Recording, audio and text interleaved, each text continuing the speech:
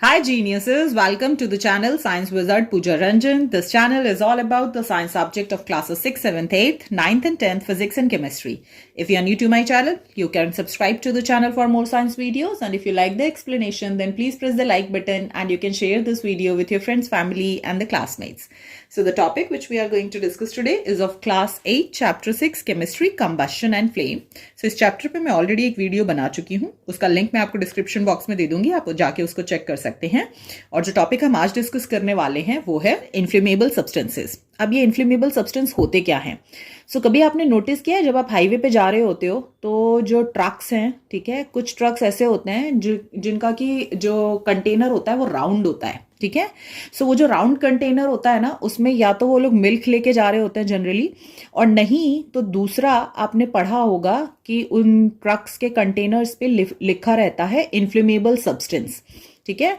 सो inflammable substance मतलब क्या भरा हुआ है अंदर ऐसा, ठीक है। सो जनरली उसके अंदर फ्यूल भरा होता है, आइदर द पेट्रोल और the diesel.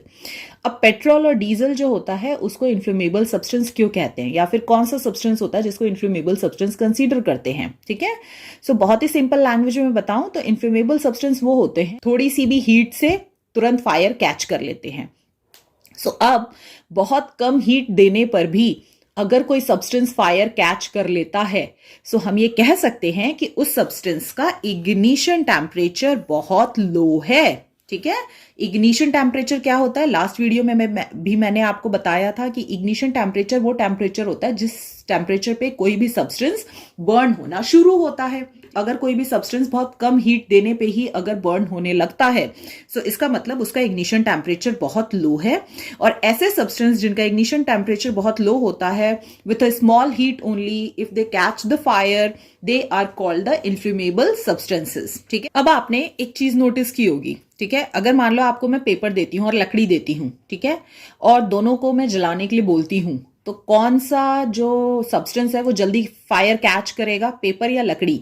So I hope आप गेस कर सकते हैं, पेपर जो है वो जल्दी कैच कर लेगा फायर, लकड़ी को जलने में टाइम लगता है। और कितनी बार गांव में तो जो फीमेल्स होती हैं जो खाना बनाती हैं चूल्हे पे, तो आपने नोटिस किया होगा वो उस लकड़ी को जलाने के लिए पहले उस पर थोड़ा सा केरोसिन ऑयल डालती हैं और जैसे ही माचिस लेके जाती हैं तो वो बर्न होने लगता है। ओके, सो इसका मतलब वुड जो है उसका इग्निशन टेम्परेचर हाई होता है, बहुत कम हीट से वो बर्न नहीं होता है, जलता नहीं है। Okay, in the same way अगर आपको चारकोल दिया गया है और पेट्रोल दिया गया है, ठीक है, और दोनों ही सब्सटेंस को आपको बर्न करने के लिए बोला गया, तो दोनों के पास जब माचिस लेके आओगे तो आप ये नोटिस करोगे कि पेट्रोल माचिस पास में लाते से ही तुरंत आग पकड़ लेता है, और वहीं कोल जो है उसको जलाने में आपको बहुत सारी हीट प्रोवाइड करनी पड़ रही है। तो ऐसे सब्सटेंस जो कि तुरंत आग पकड़ लेते हैं, उनके पास फायर आता है, उनको जैसे ही हीट मिलता है, तो ऐसे सब्सटेंस को इन्फ्लेमेबल सब्सटेंस कहते हैं। एग्जाम्पल पेट्रोल है, केरोसिन है, अल्कोहल है, एलपीजी है। सो यहाँ पर मैं एक प्रिकॉशन आपको बताना चाहूंगी which you can always take care of. So एक तो सैनिटाइजर का आपने देखा था अभी कि सैनिटाइजर में अल्कोहल होता है, ठीक है। So whenever you are using the sanitiser, just make sure कि आपके आसपास कोई भी आग नहीं जल रही है, कोई भी स्पार्क नहीं है, ठीक है, नहीं तो वो तुरंत फायर कैच कर लेता है। सेकेंड थिंग कि आपके जितने भी डिओड्रेंट्स होते हैं, ठीक है, रूम फ्रेशनर होते हैं, they all are having the alcohol in them. So कभी भी उनको वहां पे स्प्रे मत करना जहां पे आग लगी हुई है, या किसी ने सिगरेट जला रखी है, या माचिस जला रहा है कोई, तो अगर वहां पे स्प्रे करोगे तो वो चीजें आग फायर कैच कर लेती हैं। इन द सेम वे बहुत सारे लोग बर्थडे पे जो फोम है वो स्प्रे करते हैं, ठीक है, वो इन्फ्लेमेबल सब्सटेंस होता है जो कि इजीली फायर कैच कर सकता है। आपने देखे होंगे कुछ वीडियोस जिसमें जैसे ही वो स्प्रे करते हैं और वो बच्चा कैंडल बुझाने जाता है तो फायर कैच कर लेता है वो, और वो जलने लगते हैं, ठीक है। So these are the few things which you have to keep in mind when you are dealing with the fire. Okay, ऐसे सब्सटेंस जो होते हैं, जो पेट्रोल है, केरोसिन है, अल्कोहल है, एलपीजी है, सो ऐसे सब्सटेंस को बहुत ही केयरफुली आपको स्टोर करना पड़ता है, सो दैट क्योंकि इनको अगर आसपास थोड़ी सी भी चिंगारी भी मिल गई तो ये तुरंत आग पकड़ लेते हैं। इसीलिए ये रिकमेंड किया जाता है कि जब भी आप पेट्रोल पंप पे होते हैं तो वहां पे सिगरेट और ऐसी चीजें ना जलाएं, उसका रीजन यही है। Now next if we talk about the types of combustion, okay.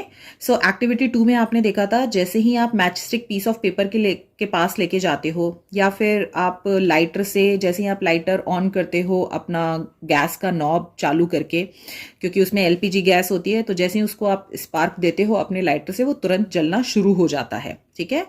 सो कोई भी ऐसा सब्सटेंस, ठीक है, जिसको जैसे ही थोड़ा सा स्पार्क मिला और वो तुरंत जलना शुरू हो गया, ठीक है, रैपिड का मतलब होता है फास्ट, जो बहुत फास्ट बर्न करता है। ओके। सो ऐसे कंबशन को हम रैपिड कंबशन कहते हैं। सो जितने भी इन्फ्लेमेबल सब्सटेंसेस होते हैं they all undergo the rapid combustion. ठीक है, क्योंकि उन जितने भी इन्फ्लेमेबल सब्सटेंस होते हैं जैसे ही आप उनके पास थोड़ा सा भी स्पार्क लेके जाते हैं दे easily catch the fire.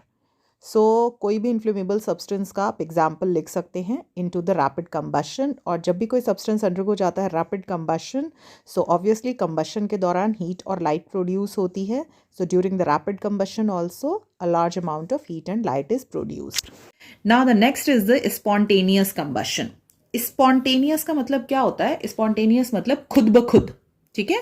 So rapid combustion में तो क्या है, इनको चिंगारी चाहिए होती है, इनको थोड़ी बहुत हीट चाहिए होती है, तब जाके ये बर्न होते हैं। तो पेट्रोल अगर आपने रूम टेम्परेचर पे रखा है तो पेट्रोल अपने आप जलता नहीं है अनलेस अंटिल उसके पास थोड़ी बहुत हीट ना मिले उसको।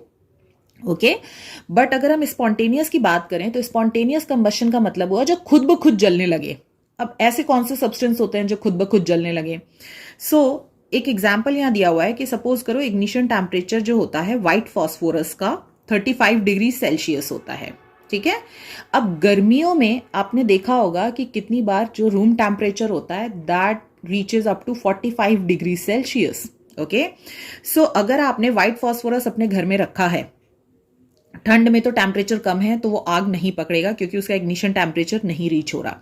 बट गर्मियों में, ठीक है, जब टेम्परेचर जैसे ही 35 डिग्री सेल्सियस या उससे ऊपर पहुंचेगा, ठीक है, सो आपने उसको हीट नहीं दी फिर भी क्योंकि उसका इग्निशन टेम्परेचर रीच हो चुका है, सो इसीलिए वो व्हाइट फॉस्फोरस जो है वो बर्न होना शुरू हो जाएगा। ठीक है। सो ऐसे सब्सटेंस जिनका इग्निशन टेम्परेचर जो होता है या तो वो रूम टेम्परेचर होता है या फिर बिलो द रूम टेम्परेचर होता है, सो ऐसे सब्सटेंस अपने आप ही फायर कैच कर लेते हैं, इनको बाहर से हीट प्रोवाइड करने की जरूरत नहीं होती है और ऐसे कंबशंस को हम स्पॉन्टेनियस कंबशन कहते हैं। ठीक है। सो अगर कोई पूछे what is the difference between the rapid combustion and the spontaneous combustion, so rapid combustion जो होते हैं वो फास्ट अकर करते हैं बट वहां पे आपको हीट प्रोवाइड करनी पड़ती है, ठीक है, in order to make that combustion happen. But spontaneous combustion जो होता है वो कंबशन आपका रूम टेम्परेचर पे या बिलो द रूम टेम्परेचर ही अकर हो जाता है। सो इसीलिए यहाँ पे बिना एक्सटर्नल हीट प्रोवाइड किए भी ये स्पॉन्टेनियस कंबशन अपने आप अकर करते हैं। So this is the basic difference between the rapid and the spontaneous combustion. अब मेटल एंड नॉन मेटल में मैंने आपको एक चीज पढ़ाई थी कि आपको जो सोडियम और पोटेशियम होता है उसको स्टोर करना होता है इनटू द कैरोसिन। ओके। अब सोचो क्यों स्टोर करना है उसको कैरोसिन? क्योंकि जो सोडियम और पोटेशियम होता है उनका भी जो इग्निशन टेम्परेचर होता है वो रूम टेम्परेचर और बिलो द रूम टेम्परेचर होता है, तो वो रूम टेम्परेचर पे भी फायर कैच कर सकते हैं as and when they come in contact with the air. So इसीलिए पोटेशियम और सोडियम भी स्पॉन्टेनियस कंबशन करते हैं। सो इसीलिए उस स्पॉन्टेनियस कंबशन को रोकने के लिए हमें उसको कैरोसिन में स्टोर करना पड़ता है जिससे कि वो एयर और मॉइस्चर के कांटेक्ट में नहीं आ पाए। सो व्हाइट फॉस्फोरस है या फिर आपका सोडियम है, पोटेशियम है, ये सारी चीजें जो होती हैं, ये सारे सब्सटेंस जो होते हैं ये अंडरगो जाते हैं spontaneous combustion. Now the last if we talk about is the explosive combustion. Explosive combustion का मतलब होता है कि जनरली जब रैपिड कंबशन हो रहा है और स्पॉन्टेनियस कंबशन हो रहा है तो कोई भी कंबशन होता है तो ये ऑलरेडी मैं आपको बता चुकी हूं, तो उस वक्त हीट और लाइट एनर्जी रिलीज होती है। बट अगर मैं एक्सप्लोसिव कंबशन की बात करूं तो वहां पे एक्सप्लोड होता है। एक्सप्लोड करने का मतलब हुआ कि हीट और लाइट के साथ साथ साउंड एनर्जी भी रिलीज होती है। अब ये होता कब है? तो आप सबको पता है, जब आप दिवाली पे पटाखे उड़ाते हो तो वहां पर एक्सप्लोसिव कंबशन होता है। ठीक है। तो वो एक्सप्लोड करता है और हीट और लाइट के साथ साथ अगर साउंड भी प्रोड्यूस हो रहा है तो ऐसे कंबशन को आप एक्सप्लोसिव कंबशन कहेंगे। ड्यूरिंग द एक्सप्लोजन कंबशन इस वक्त हीट, लाइट और साउंड के अलावा आपने नोटिस किया होगा बहुत सारी गैस भी रिलीज होती है। ठीक है. So this is the basic difference between the rapid, spontaneous and the explosive combustion. We are going to discuss about extinguishing a fire. Extinguish करने का मतलब होता है आग को बुझाना. ठीक है. सो आग जब तक आपके कंट्रोल में है तब तक तो वो आप उससे फायदा ले सकते हो, आप उसको यूज कर सकते हो अपने बेनिफिट के लिए. बट जब वही चीज अनकंट्रोल्ड हो जाती है, आपके कंट्रोल में नहीं रहती है, तो वो नुकसान करती है और उस वक्त हमें उसको एक्सटिंग्विश करना होता है. सो जनरली सबसे पहला थॉट अगर आपके दिमाग में आता है, कोई बोलता है आग लग गई है, तो आपके दिमाग में क्या आता है कि पानी लेके जाओ और पानी उस पर डाल दो, आग बुझ जाएगी. ठीक है.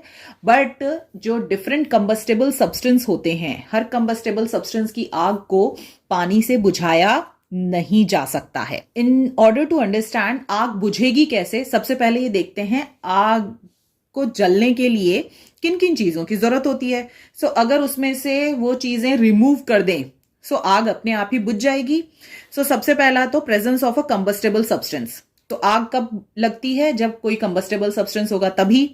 दूसरा, आग जलने के लिए हमने देखा था कि फायर प्रेजेंस होना चाहिए of the supporter of combustion. तो वो कौन सपोर्ट करता है कंबशन को? ऑक्सीजन. ये मैं लास्ट वीडियो में आपको दिखा चुकी हूं. तो in the presence of oxygen the substance can catch a fire. ठीक है.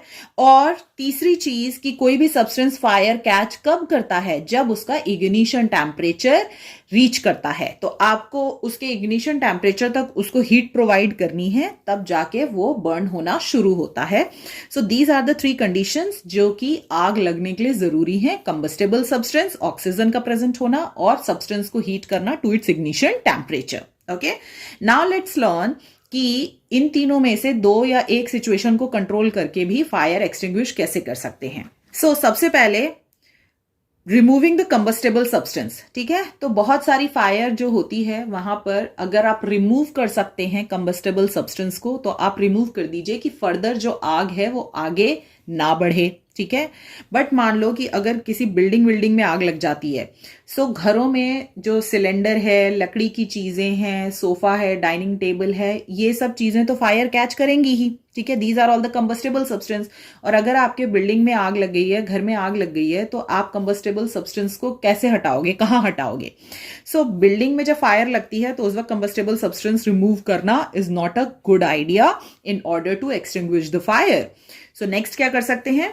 We can cool the substance to below its ignition temperature. So अगर मैं चाहती हूं कि कहीं आग लगी है और उसको मुझे बुझाना है, तो एक तरीका मेरे पास ये है कि जो सब्सटेंस है वो बर्न हो रहा है क्योंकि उसका इग्निशन टेम्परेचर रीच कर गया है. ठीक है.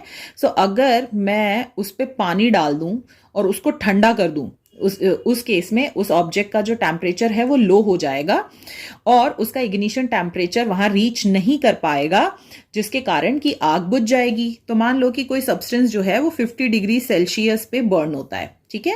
और जैसे ही मैंने उस पर पानी डाला तो जो उसका टेम्परेचर है वो 45 डिग्रीज या 40 डिग्री सेल्सियस तक डाउन हो गया. सो वो टेम्परेचर, वो जो सब्सटेंस है वो तो जलेगा 50 डिग्रीज पे ही ना, बट जैसे ही मैं उसको कूल डाउन कर दूंगी तो टेम्परेचर उसके इग्निशन टेम्परेचर से लो हो गया, तो अब वो जल नहीं पाएगा. सो इस ढंग से भी आप किसी भी फायर को एक्सटिंग्विश कर सकते हैं. सो नॉर्मली कैसे कूल डाउन करते हैं? तो we generally cool down with the help of the water.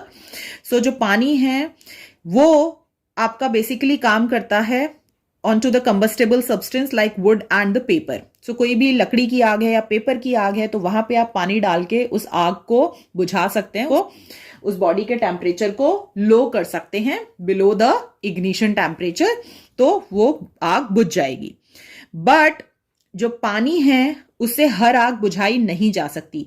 तो अगर आपके इलेक्ट्रिकल इक्विपमेंट्स में आग लग गई है, फ्रिज में, टीवी में या कोई भी चीज जो इलेक्ट्रिसिटी पे चलती है, सो वहां पे आप पानी नहीं डाल सकते हैं. क्यों? क्योंकि जो टैप वाटर होता है उसमें सॉल्ट होता है and that can conduct electricity.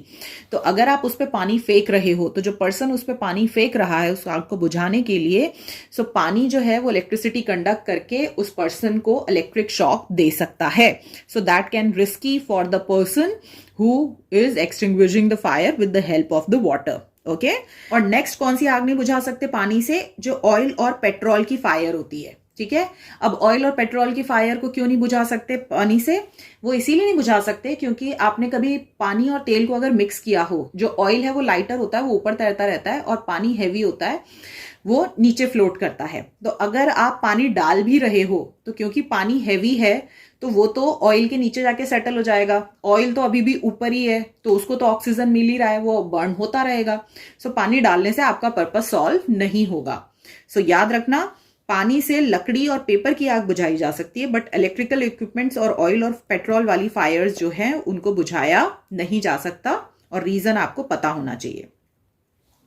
Next है cutting of the supply of air. ठीक है, सो कोई भी चीज जब बर्न होती है तो उसको ऑक्सीजन की जरूरत है। ठीक है, अगर मैं ऑक्सीजन की सप्लाई ही कट कर दूं तो वहां पे वो सब्सटेंस जो है वो अपने आप ही एक्सटिंग्विश हो जाएगा। वो कैसे करते हैं? सो वो करते हैं with the carbon dioxide fire extinguisher. ठीक है, सो आपके स्कूल में जाते हो अगर आप, ठीक है, मॉल में जाते हो तो वहां पे आपको बहुत सारे कार्बन डाइऑक्साइड फायर एक्सटिंग्विशर देख सकते हैं आप। रेड कलर से पेंटेड होते हैं उनके cylinder. You can go and see कौन से टाइप का फायर एक्सटिंग्विशर है, उस पर नाम मेंशन होता है। सो आप सबको पता है कि जो कार्बन डाइऑक्साइड है वो आग को सपोर्ट नहीं करता है, तो वो एक्सटिंग्विश करने में हेल्प करता है। अब कार्बन डाइऑक्साइड कैसे हेल्प करता है? सो हमेशा याद रखना कि जो कार्बन डाइऑक्साइड गैस होती है वो भारी होती है, हेवियर होती है as compare to the air. ठीक है, सो जैसे ही आप उस कार्बन डाइऑक्साइड फायर एक्सटिंग्विशर से आप कार्बन डाइऑक्साइड स्प्रे करते हो तो जो कार्बन डाइऑक्साइड फायर एक्सटिंग्विशर होता है ना, उसमें जो कार्बन डाइऑक्साइड गैस है वो बहुत ही ज्यादा कंप्रेस करके भरी होती है। ठीक है, तो जैसे ही उसके नॉब को खोलते हैं तो वो जो गैस है वो बहुत ही प्रेशर के साथ बाहर आती है और बहुत ही वाइड एरिया एकदम से कवर कर लेती है। सो सपोज ये आग जल रही है यहाँ पे, ठीक है, अभी तक इसको ऑक्सीजन मिल रहा था और ये जल रही थी, बट जैसे ही आपने इस पे स्प्रे किया कार्बन डाइऑक्साइड फायर एक्सटिंग्विशर, तो जो कार्बन डाइऑक्साइड है वो हैवियर है, तो वो क्या करेगा, हैवी चीज जो होती है वो नीचे आ जाती है, तो ये यहाँ पे नीचे आ जाएगा और एक ये ब्लैंकेट जैसा फॉर्म कर देगा और जो एयर है वो ऊपर ही रह जाएगी। ठीक है, तो ये ब्लैंकेट जैसा फॉर्म कर देगा अराउंड द फायर। तो अब यहाँ पे कार्बन डाइऑक्साइड गैस आ गई between the air and the fire.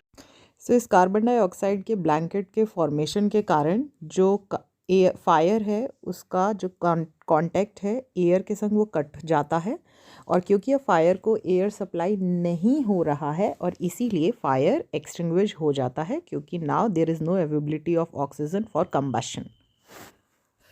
सो एक फायर एक्सटिंग्विशर तो हमने देख लिया जिसमें हम लोग कार्बन डाइऑक्साइड कंप्रेस करके भरते हैं और कार्बन डाइऑक्साइड हैवियर होने के कारण वो ब्लैंकेट बना देता है अराउंड द फायर। सो जो कार्बन डाइऑक्साइड गैस होती है वो कट करती है supply of oxygen to the fire, जिसके कारण जो फायर है वो इजिली एक्सटिंग्विश हो जाती है। जो नेक्स्ट टाइप का फायर एक्सटिंग्विशर है उसको हम कहते हैं soda acid type fire extinguisher.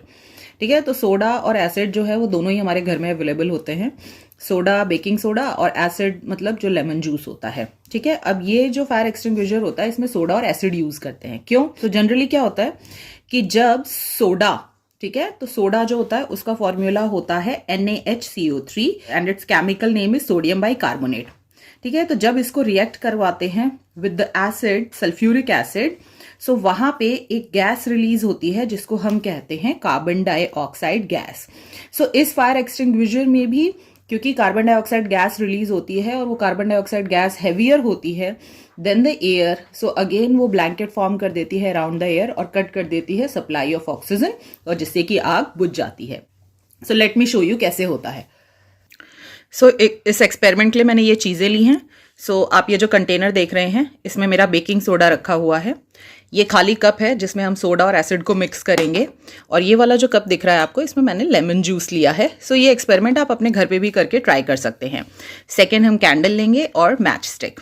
सो मैं क्या करूँगी, इस वाले कप में जो बेकिंग सोडा और लेमन जूस है उन दोनों को मिक्स करूँगी, और जब मैं मिक्स करूँगी तो तुरंत ये जो जलती हुई कैंडल है इसके ऊपर लेके आऊँगी। ठीक है, तो जनरली आपको ये पता है कि कैंडल बुझती कब है, जब कार्बन डाइऑक्साइड के कांटेक्ट में आएगी। ठीक है, सो अगर इसके ऊपर लाते ही कैंडल बुझ गई, सो इसका मतलब कि यहाँ पर सोडा और एसिड को मिलाते ही वहाँ पे रिएक्शन होती है जिससे कार्बन डाइऑक्साइड बाहर आती है, और वो कार्बन डाइऑक्साइड हमारे कैंडल को बुझा देगी। सो जैसा आप देख सकते हो मैंने कैंडल जला लिया है, और ये जो कप है इसमें मैंने यहाँ पे बेकिंग सोडा पाउडर थोड़ा सा डाल लिया है। ठीक है, अब मैं इसमें क्या करूँगी, आपका लेमन जूस मिक्स करूँगी और तुरंत ये बर्निंग कैंडल इसके ऊपर लेके आऊँगी। सो जैसे ही हम इसमें लेमन जूस मिक्स करेंगे, सो आप देखोगे कि इसमें से इफरवेंसेस बाहर आते हैं, और यहाँ पर जो आपकी कार्बन डाइऑक्साइड गैस है वो रिलीज होती है, और कार्बन डाइऑक्साइड रिलीज होने के कारण देखा आपने तुरंत ये कैंडल जो है वो बुझ गई। ठीक है, सो इस ढंग से सोडा और एसिड का रिएक्शन करवा के कार्बन डाइऑक्साइड गैस प्रोड्यूस की जाती है, और जो आपका ये जो इफरवेंसेस आपको दिख रहे हैं इसमें आते हुए, they are the carbon dioxide gas which is coming out of it. So जैसा अभी आपने एक्सपेरिमेंट में देखा कि दोनों को जब मिक्स करते हैं तो कार्बन डाइऑक्साइड गैस रिलीज होती है, और उस कार्बन डाइऑक्साइड के कारण जो आपका फायर है वो एक्सटिंग्विश हो जाता है। अब ये जो फायर एक्सटिंग्विशर होता है, सोडा एसिड फायर एक्सटिंग्विशर, यहाँ पर इसमें 3 पार्ट्स होते हैं, कंटेनर होता है, बॉटल होता है, नॉब होता है। ठीक है, तो as you can see here, ये जो आपको पार्ट दिख रहा है दिस इज द कंटेनर। ठीक है, जो कंटेनर होता है फायर एक्सटिंग्विशर का वो सिलेंड्रिकल शेप में होता है as you can see here, और इसके अंदर सोडियम बाइकार्बोनेट सॉल्यूशन फिल किया जाता है जो कि आपका सोडा है। ठीक है, sodium bicarbonate is the soda. फिर इस कंटेनर के अंदर एज यू कैन सी एक बॉटल होती है, this bottle which you are seeing here. ठीक है, ये जो बॉटल होती है ये अटैच होती है with the knob, as you can see here this is the knob. So ये बॉटल से अटैच होता है, और इस बॉटल के अंदर यहाँ पे फिल किया जाता है सल्फ्यूरिक एसिड। ठीक है, अब अगर मान लो कहीं आग लगती है तो इस फायर एक्सटिंग्विशर को कैसे यूज किया जाता है। सो उसके लिए क्या है कि हमें अभी यहाँ पे ये अलग अलग फील्ड है, sulphuric acid, sodium bicarbonate solution, तो इनका रिएक्शन करवाना पड़ेगा तभी कार्बन डाइऑक्साइड गैस रिलीज होगी। सो उसके लिए हमें क्या करना पड़ता है, जो नॉब है उस पर मारना पड़ता है। ठीक है, तो ये नॉब है, इस पे स्ट्रक किया जाता है। नॉब पे स्ट्रक करने के कारण ये जो बॉटल होता है जिसमें सल्फ्यूरिक एसिड फिल्ड है वो टूट जाता है, और फिर ये जो सल्फ्यूरिक एसिड है ये आपका कांटेक्ट में आ जाता है विद द सोडियम बाइकार्बोनेट, और जैसे ही सल्फ्यूरिक एसिड और सोडियम बाइकार्बोनेट एक दूसरे के संग मिलते हैं तो वहां पे रिएक्शन होता है दोनों के बीच में, और बहुत सारा कार्बन डाइऑक्साइड गैस रिलीज होता है विद फोर्स। ओके, और यही कार्बन डाइऑक्साइड जो होता है जाके ब्लैंकेट फॉर्म कर देता है around the fire, cutting down the supply of air, जिसके कारण कि जो आग है वो बुझ जाती है। So carbon dioxide fire extinguisher और सोडा एसिड फायर एक्सटिंग्विशर के अलावा भी दूसरे टाइप के फायर एक्सटिंग्विशर होते हैं, जैसे foam fire extinguisher, dry powder fire extinguisher. So जो नेक्स्ट टाइप का फायर एक्सटिंग्विशर होता है वो होता है फोम फायर एक्सटिंग्विशर। सो जैसा आपका शेविंग फोम होता है ना, ठीक है, वैसे ही इसमें से भी एग्जैक्टली सेम टाइप का फोम बाहर आता है।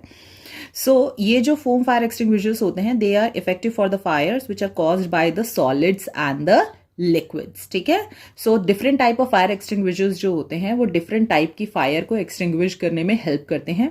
सो मैं आपसे एक स्क्रीनशॉट शेयर कर रही हूँ जिसमें कि डिफरेंट कितने टाइप की फायर्स होती हैं। So there are different type of fire, class A, class B, class C and class D. So you can go through that if you want, you can take the screenshot of that. Okay, so अब ये जो foam fire extinguisher होता है ये कैसे fire को extinguish करने में हेल्प करता है, वो स्प्रे करते हैं तो जो फोम होता है उसके अंदर वो एक ब्लैंकेट फॉर्म कर देता है अराउंड द एयर, जो कि कट डाउन कर देता है सप्लाई ऑफ ऑक्सीजन। और इसके अलावा क्योंकि जो फोम होता है उसमें वाटर कंटेंट भी होता है, तो जो वाटर कंटेंट होता है फोम में वो लोअर करता है the temperature of the combustible substance. So हमने देखा था कि जो कंबस्टेबल सब्सटेंस है वो इग्निशन टेम्परेचर पे बर्न करते हैं, तो अगर आप टेम्परेचर को डाउन कर देते हैं सो उस केस में उसका इग्निशन टेम्परेचर लो हो जाता है और फायर बुझ जाती है। ड्राई पाउडर फायर एक्सटिंग्विशर, ये इफेक्टिव होता है for the fires which are caused by the liquids and the faulty electric wires. ये क्या करता है, इसमें भी ये जो ड्राई पाउडर होता है वो एक कोटिंग फॉर्म कर देता है अराउंड द फ्यूल जो कि बर्न हो रहा है with a thin layer of dust, और जो कि कट डाउन करता है supply of oxygen with the fire, और उस ढंग से आग बुझ जाती है। So this is it about this video. In the next video, I'm going to discuss the flame and the different parts of the flame.